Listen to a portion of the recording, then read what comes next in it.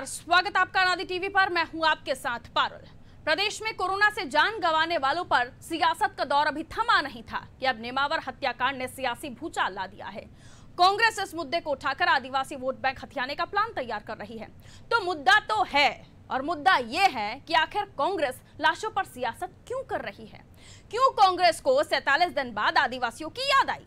या कांग्रेस की यह कवायद सिर्फ आदिवासी वोट बैंक को साधने की, या फिर सरकार को कटघरे में खड़ा कर कानून व्यवस्था पर सवाल उठाने की है? जरा सोचिए कि नेमावर हत्याकांड जिसे कांग्रेस संजीवनी के रूप में देख रही है, उस मामले को उठा रही है जिसमें कुछ बचा ही नहीं। आरोपी पकड़े गए, पीड़ित परिवार को 41 लाख रुपए से ज्यादा मुआवजे का ऐलान हो चुका है, मामला कोर्ट में है, फिर भी सीबीआई जांच। तो मुद्दा तो है कि जिस सीबीआई पर आपको भरोसा नहीं, उससे क्यों हो जांच? और भला वो बिंदु तो बताइए जिन पर आपको संदेह है। इस मामले को पहले आप समझिए। दरअसल नेमावर में आदिवासी परिवार के 5 सदस्यों की हत्या कर शवों को गहरे खेत में दफना दिया जाता है। जब खुलासा होता है तो आरोपियों को गिरफ्तार भी कर लिया जाता है। सरकार लगातार इस मामले को लेकर सक्रिय नजर आ रही है, लेकिन कांग्रेस इस हत्याकांड को आगामी चुनाव के लिए सियासी मुद्दा बनाती नजर आ रही है। गौरतलब है कि मध्य प्रदेश में निकाय, पंचायत और 3 विधानसभा सीटों पर उपचुनाव होने हैं। साथ ही 2023 की भी तो तैयारी है। इसी को देखते हुए कांग्रेस आदिवासी वोट बैंक को साधने में जुट गई है। इसी के चलते प्रदेश कांग्रेस अध्यक्ष कमलनाथ ने पीड़ित परिवारों से मुलाकात की और मुआवजे का ऐलान भी किया। साथ ही सीबीआई जांच की भी मांग कर डाली। तो हत्याकांड को लेकर जारी सियासत पर हम चर्चा करें, उससे पहले आप ये रिपोर्ट देख लीजिए।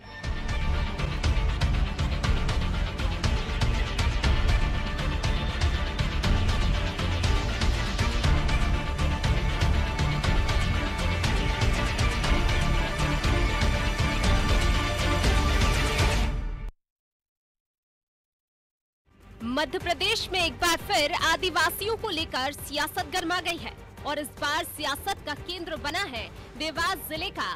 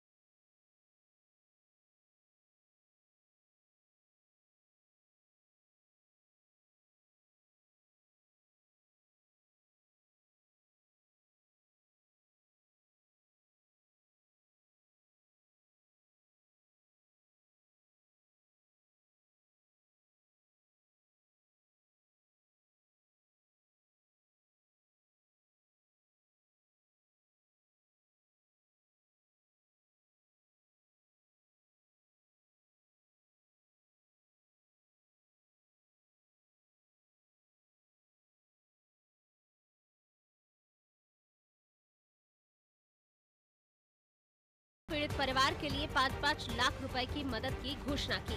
कमलनाथ के साथ पार्टी नेता कांतिलाल भूरिया, जीतू पटवारी, विक्रांत भूरिया, सज्जन सिंह वर्मा, अरुण यादव और सांसद नकुलनाथ भी थे। कमलनाथ ने कहा, कांग्रेस पार्टी यह लड़ाई आखिरी तक लड़ेगी, क्योंकि यह एक परिवार का नहीं बल्कि पूरे आदिवासी समाज का मामला है। कमलनाथ ने इस मुद्दे पर भाजपा सरकार पर जमकर हमला भी बोला। कमलनाथ ने शासन प्रशासन पर सवाल उठाते हुए कहा कि पुलिस ने इस मामले को गंभीरता से नहीं लिया। ये प्रश्न एक परिवार का नहीं है, ये प्रश्न 5 लोगों का नहीं है, ये प्रश्न पूरे आदिवासी समाज का। सर, आपके पूर्व मैंने घोषणा करी है कि कांग्रेस की ओर से हम परिवार के 5 सदस्यों को 5-5 लाख रुपए देंगे। अगर उनका संरक्षण है, ये तो साबित कर रहा है, ये बात पूरी साबित हो रही है कि ऐसा वातावरण पूरे पुलिस विभाग में बना हुआ है कि उनके संरक्षण में जो गैर कानूनी चीज होनी है, जैसा भी अपराध होना है, इस पुलिस का कोई भरोसा नहीं। जो उनका व्यवहार रहा, हमें कोई भरोसा नहीं। पुलिस कोर्ट दबाव में है। मैं तो पुलिस से कहता हूँ, आप अपनी वर्दी की इज्जत करिए, नेताओं की इज्जत मत करिए ना। जब कांग्रेस नेमावर को सियासी मुद्दा बना रही है, तो बीजेपी भी कहां चुप बैठने वाली थी। भाजपा भी कमलनाथ और कांग्रेस पर हमलावर हो गई है। कमलनाथ के नेमावर दौरे को लेकर मंत्री नरोत्तम मिश्रा ने कहा कि पूर्व मुख्यमंत्री कमलनाथ अलगाववादी राजनीति कर समाज में भय फैलाने की कोशिश कर रहे हैं। ये जो गिद्ध राजनीति है ना, ये खराब है। लाश देखते ही मडराने लगना जो कांग्रेस की संस्कृति है, मैं मानता हूं कि ये अच्छी संस्कृति नहीं है। कभी जीवित लोगों के बीच भी जाते हैं अस्पतालों में कोरोना के काल में, तो शायद अच्छा लगता, पर ये जा नहीं सकते हैं क्योंकि इनकी राजनीति मौतों पर ही मडराने की है। अपराधी तत्काल पकड़े गए, ब्लाइंड मर्डर को उजागर पुलिस ने किया, अपराधियों पर जो अधिक से अधिक कार्रवाई हो सकती थी वो कर दी गई। सहायता राशि मुख्यमंत्री जी ने तत्काल दी, फास्ट ट्रैक कोर्ट में मामला गया। शासन की पूरी कोशिश फांसी दिलवाने की होगी, लेकिन समाज में अलगाववाद कैसे फैले, ये कांग्रेस का मूल है। ज्योतिरादित्य सिंधिया ने कमलनाथ के नेमावर दौरे को राजनीति से प्रेरित बताया। उन्होंने कहा, कमलनाथ राजनीतिज्ञ हैं और कांग्रेस का काम ही राजनीति करना है। वो तो राजनीतिज्ञ हैं,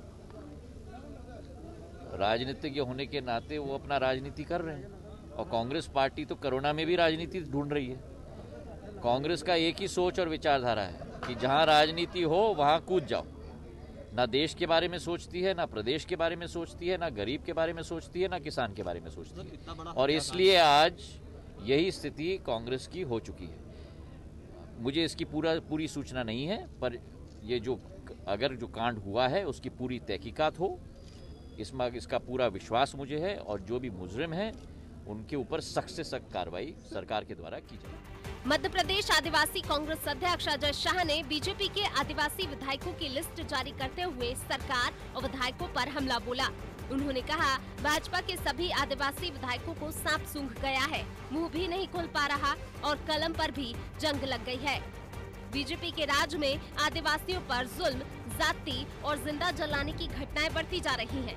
लेकिन इन भीषण परिस्थितियों में भी सत्ता पक्ष के आदिवासी विधायक अत्याचार पर बोलने की बजाय चुप्पी साधे बैठे हैं। मतलब साफ है कि कांग्रेस ने मिशन 2023 से पहले आदिवासियों को लुभाने की तैयारी कर ली है। जातिवाद की राजनीति कर कांग्रेस अपना वोट बैंक बढ़ाने की जुगत में है। जब मामले में सभी आरोपी गिरफ्तार हो चुके हैं, सरकार ने मुआवजे का ऐलान भी कर दिया। दोषियों के लिए कड़ी सजा दिलाने का सरकार पूरा प्रयास कर रही है। फिर इस मामले पर राजनीति क्यों की जा रही है? आखिर क्यों सवर्णों और आदिवासियों के बीच दरार पैदा की जा रही है? क्या हर मुद्दे पर राजनीति जरूरी है? ब्यूरो रिपोर्ट, अनादि टीवी।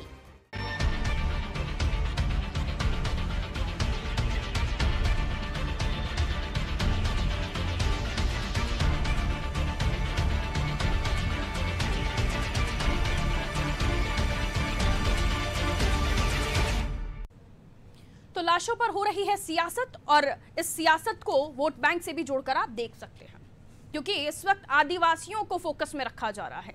अगर ये हत्या आदिवासी नहीं किसी और वोट बैंक के साथ होती या किसी और जाति वर्ग के साथ होती तो क्या आदिवासी विधायक या अन्य पार्टी के जो विधायक हैं जो और दूसरी कास्ट के हैं, क्या वो इस पर आवाज नहीं उठाते? तो आखिर क्यों इस पर सियासत हो रही है? चलिए समझते हैं।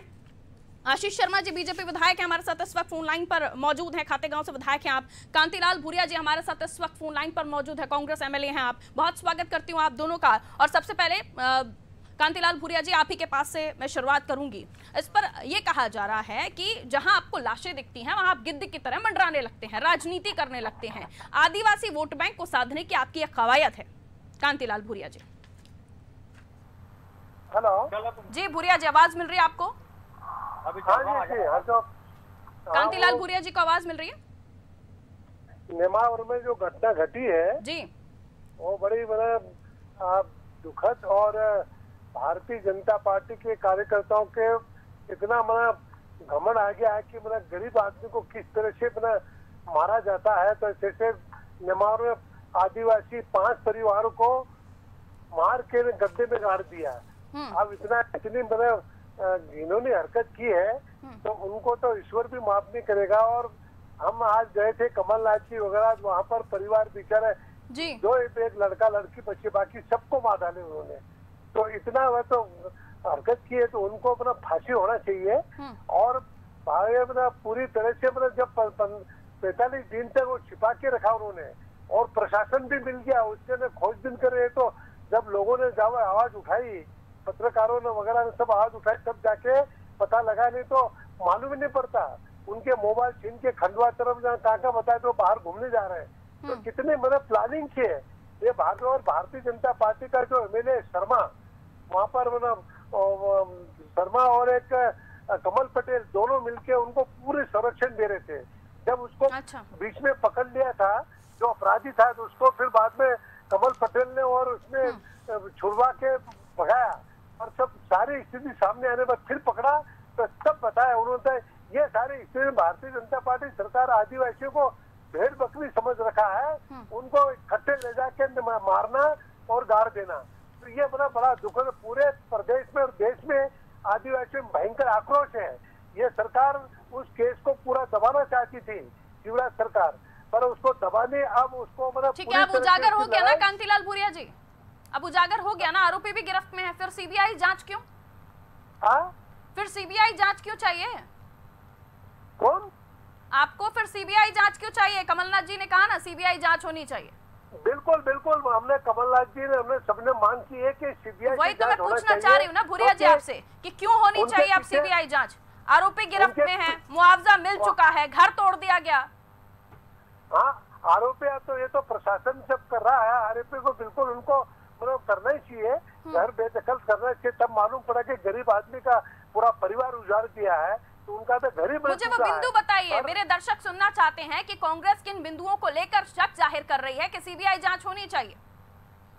बिल्कुल, कांग्रेस पूरी तरह से गंभीरता के साथ उस मामले को उठा रही है और उसको आने वाले विधानसभा में उठाएंगे और लोकसभा में उठाएंगे। और इस सरकार को, लेकिन बिंदु तो बताइए ना, पहले तो सीबीआई जांच, सीबीआई पर भरोसा नहीं था ना पहले आपको, आपकी पार्टी को केंद्र का तोता बताते थे आप लोग सीबीआई को। सर अभी सीबीआई जांच की मांग कर रहे, वो बिंदु तो बताइए, कहाँ डाउट है कि ये ठीक नहीं हुआ, इस पर सीबीआई जांच होनी चाहिए?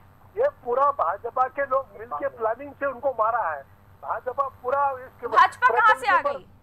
सुरेंद्र जो आरोपी है जिसको पुलिस गिरफ्तार कर चुकी है, उसका घर भी तोड़ चुकी है, वो बीजेपी से थोड़ी ना है। और उसके पीछे बड़े बड़े आरोपी और भी हैं, और अच्छा, उसके पीछे बड़े बड़े आरोपी हैं। इसलिए हम सीबीआई से मांग कर रहे हैं कि वो सीबीआई जांच करे स्पष्ट, और ये आरोपी और भी बचे हैं, उनको सबको बना कर उनको फांसी होना चाहिए, फांसी होनी चाहिए। ठीक है, फास्ट ट्रैक कोर्ट में मामला चल रहा है, उसमें फास्ट ट्रैक कोर्ट में भी भरोसा नहीं है?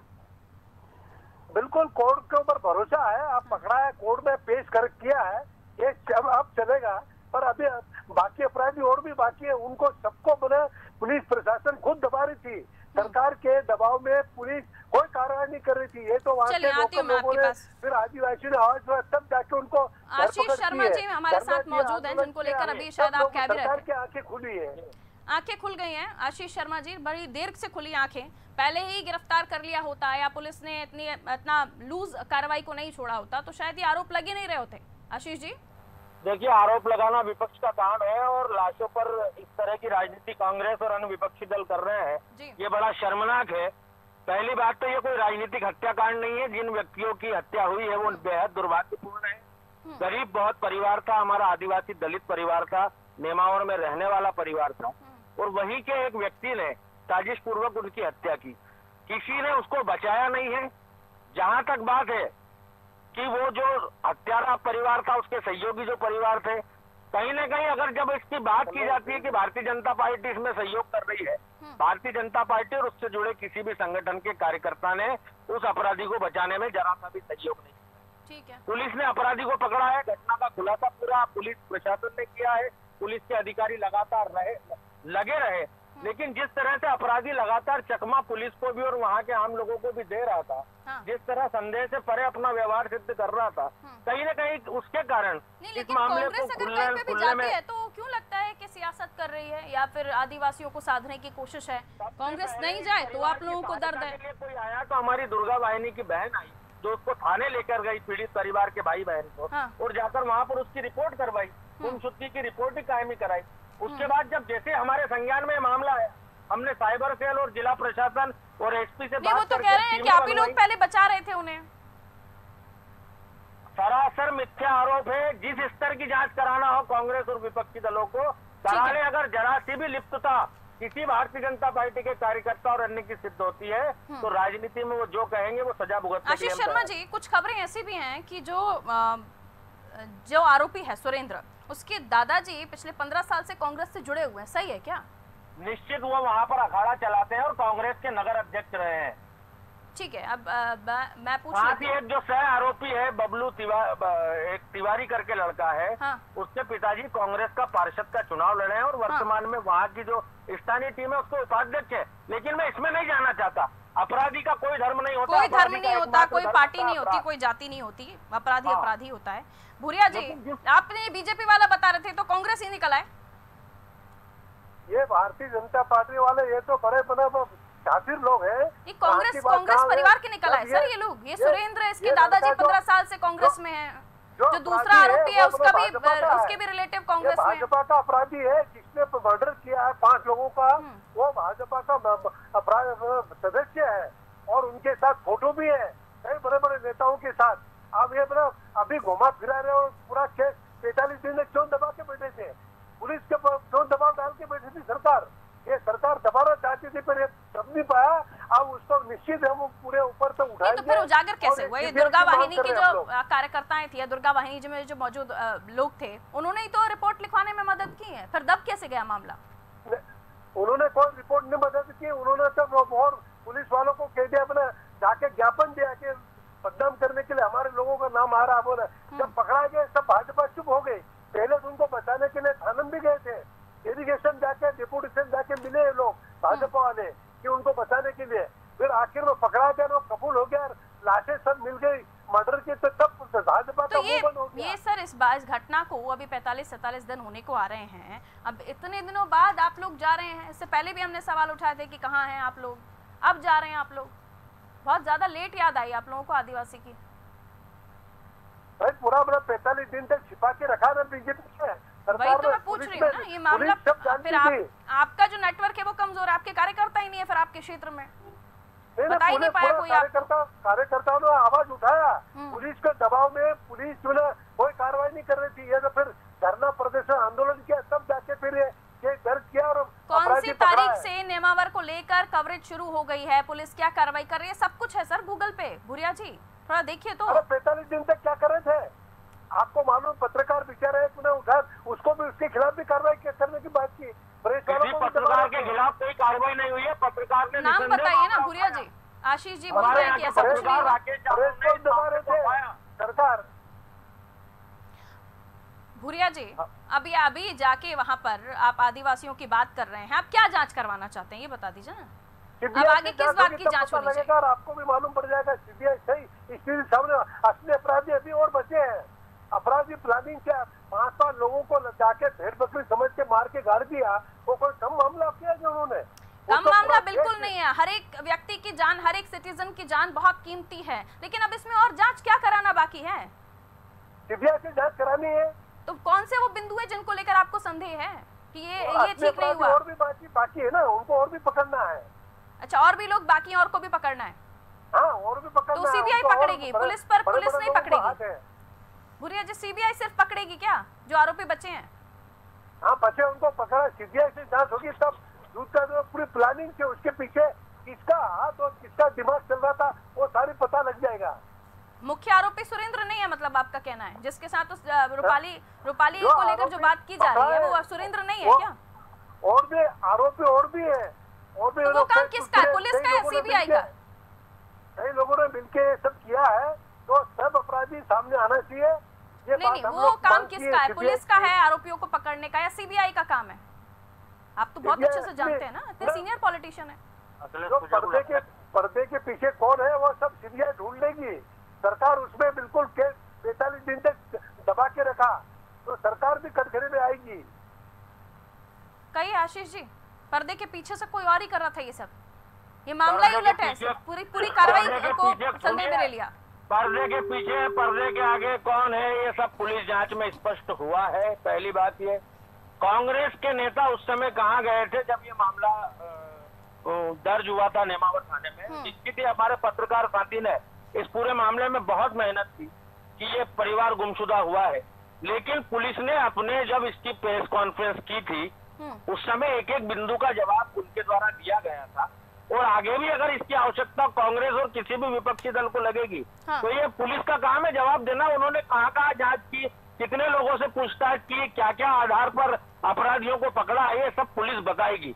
मुझे उस बारे में कुछ नहीं कहना, लेकिन मुझे हमारे पुलिस प्रशासन पर विश्वास है। माननीय मुख्यमंत्री जी से मैं लगातार इस मामले की घटना का प्रकाश में आने के साथ जिले के एसपी और स्थानीय पुलिस अधिकारी और माननीय मुख्यमंत्री संपर्क में रहा। ठीक है, भूरिया जी को शायद डिस्कनेक्ट हुआ है फोन, हम फिर से जोड़ने की कोशिश कर रहे हैं, कुछ सवाल उनसे भी हैं। लेकिन शर्मा जी देखिए, इसलिए इस मामले को और भी तूल मिल गया है क्योंकि डिले हुई है बहुत कार्रवाई। ये खबरें थी कि मैं लौटती हूँ आशीष जी आपके पास। पूर्व प्रदेश अध्यक्ष अरुण यादव जी हमारे साथ इस वक्त फोन लाइन पर हैं। अरुण यादव जी, बहुत स्वागत करती हूँ आपका आनंद टीवी पर। चलिए, फोन डिस्कनेक्ट हुआ है। मैं शर्मा जी आपसे ये समझना चाह रही हूँ कि इतना डिले क्यों हुआ। बताया जाता है कि एक फ़ोन, उसकी लोकेशन कोई ट्रेस करती रही पुलिस, उनको ये लगता रहा कि ये फ़ोन यहाँ से वहाँ जा रहा है, यानी ये लोग घूमने निकले हुए हैं। एक ही सोर्स था बस पुलिस के पास। असल में जो हमारे तक पुलिस के आधार पर जानकारी मिली है, उसमें उस आरोपी ने उन मृतकों के फोन अपने पास रखे हुए थे जी। अपने साथी के सहारे से उस फोनों को कभी कभी चालू करके, और वो उसकी लोकेशन जगह जगह बताता। इस कारण पुलिस शायद गुमराह हुई, ये मोबाइल अभी चल रहा है ना, ये लोग जीवित हैं, किसी को अंदाजा नहीं था कि इसने उनकी हत्या कर दी होगी, और वो नेमार में घूमता रहा। चलिए, पूर्व प्रदेश अध्यक्ष अरुण यादव जी भी हमारे साथ इस वक्त फोन लाइन पर मौजूद हैं। अरुण यादव जी, बहुत स्वागत करती हूँ आपका आनंद टीवी पर। जी अरुण यादव जी, नेमावर मामला जिसको लेकर ये कहा जा रहा है कि आप लोग आदिवासी वोट बैंक को साधना चाहते हैं, इसलिए ये तमाम कवायदे कर रहे हैं, कोशिशें हो रही हैं आप लोगों की। देखिए, बड़ा ही मतलब मैं बहुत सरप्राइज हूँ कि इस तरह की टिप्पणी भाजपा की तरफ से आ रही है जी। जहां एक परिवार के 5 लोगों की सघन हत्या कर दी जाती है। हत्या करने वाले आरोपी भाजपा के विधायक और भाजपा के कार्यकर्ता हैं जी। और ये मध्य प्रदेश महिलाओं के साथ दुराचार अत्याचार में देश में पहले से अव्वल रहा है।